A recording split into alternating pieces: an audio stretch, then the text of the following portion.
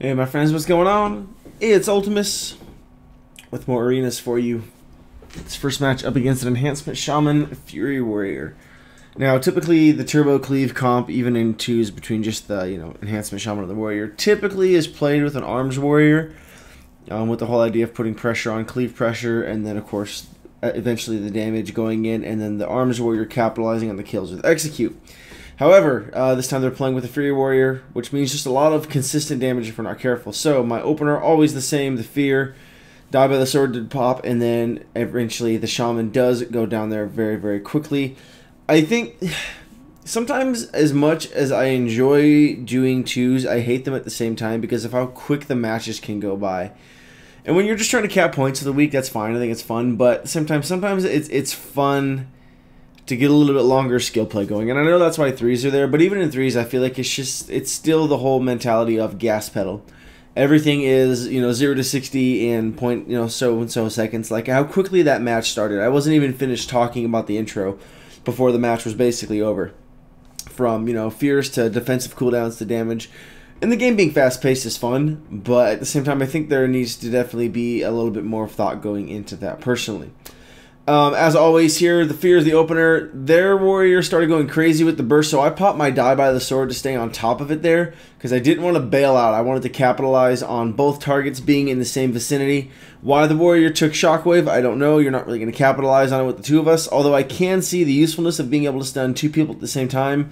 I find Stormbolt to be a little more effective in situations like this. Now you might be thinking that's rich because you died. Well, I'm leaving this match in here because a couple matches prior, my monk ended up losing a very similar situation because of a rogue. He lost the 1v1 versus a rogue and he was very, very frustrated.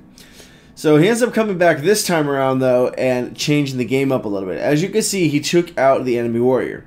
Now it was a good part of his move to continue fighting the warrior and not run around chasing the rogue because that would have put him in a very tough situation and would have made him open to a very, very devastating attack. So to finish off the warrior, excellent choice. Caught in a little bit of that stun lock there at the end. He tells me he's got a plan, and I'm trying to tell him, hey, go for it. You go for that plan. At this point, we're still just queuing for fun, so it doesn't matter a whole lot. Rogue reopens up on him. Rogue doesn't have a whole lot of health back, so percentage-wise in the health game, my monk friend here, laced up, is still winning. And there is the damage going into them. We see this rogue is still on a little bit of DR for stuns. Eventually he's going to get caught in that sap, put some damage into him. The rogue's going to re-vanish and try to reopen up on him. Again, the rogue is not going to be putting himself in too much of a better situation here. If you'll notice, right when he pops out right around here, you're going to see the rogue not to have a whole lot more health. Letting my friend sit in that sap, again, trying to play the frustration game.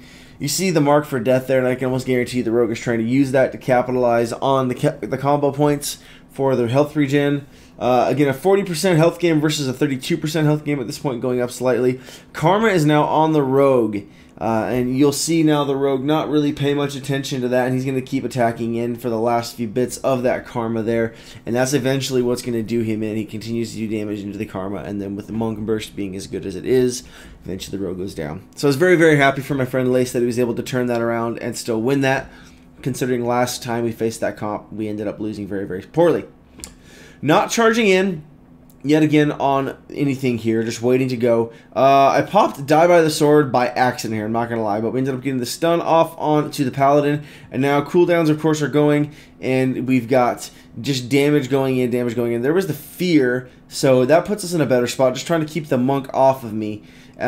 Just basically hoping that they continue to stack up on this. Bubble there from the paladin on his monk friend, and we're going to just switch over because there's no point in attacking the monk if he's got bubble on him, and we're just going to keep laying damage into this paladin. The paladin does go down. Now I have karma on me still, unfortunately. I didn't realize that. I really wasn't paying attention at all. So with me attacking the monk, and then of course my monk attacking the monk, that just ended up destroying me. That's one thing I still, for whatever reason, and I think it's because the animation is so subtle on it, I still forget to check for karma sometimes. Luckily for me, though, my monk outplayed their monk. We're caught in the stun with the damage, ended up turning around quite nicely. Now, I'm showing this match again because we're getting the rematch here. Same team and everything. And just the difference between that match and this match, there was one other fight in between these two fights. that we improved so much, I think, on this fight. Starting off there's the Fear, of course, bleeds, and Rend is up on the Paladin. Gonna pop my Trinket. Cooldowns are going because I don't want to lose those cooldowns. Everything is going crazy. There's the damage. Paladin is caught there. We're gonna get the Shatter on that there. Bubble. I don't know why I said that there, Bubble, but hey, there it is now. There's the accent coming out. Swapping onto the Paladin. Still wanted to keep pressure up. There's the Spell Reflect going up as well. Don't want to get the chance of getting hit with a Fist of Justice, and the Paladin goes down. Now this time I'm getting smart. Saw the Karma go up on me. I was looking for it, so I popped Defensive Stance and ran.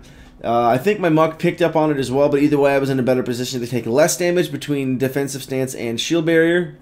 So at this point, it's just a chasing game with the Monk. I love, love, love Warbringer when it comes to chasing monks. Helps shut down Resto Druids, and it helps catch up to monks quite nicely. And there's the matches. But as always, guys, thank you so much for watching. Don't forget to like, comment, and subscribe if you enjoyed it. And as always, I'll catch you next time.